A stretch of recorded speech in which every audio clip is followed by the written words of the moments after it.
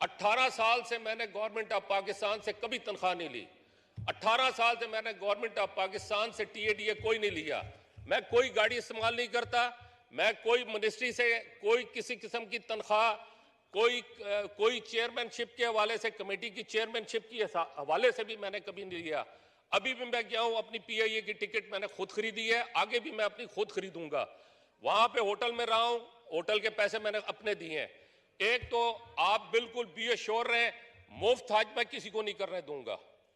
और मेरी कोशिश होगी कि मैं इसको ट्रांसपेरेंट करूं। मैं सारी कंपैरिजन स्टेटमेंट दूंगा। एग्रीमेंट चाहिए मैं सारे सामने रख दूंगा। शीशे के इस तरफ से देखेंगे, शीशे के उस तरफ से नजर आएगा क्या हुआ है। और मैंने अपने जितने भी लोग हैं उन सबको बता दिया है, अगर किसी को मैंने पकड़ लिया, मैं सऊदी अरब से उसको वापस नहीं लाऊंगा। मैं वहीं पे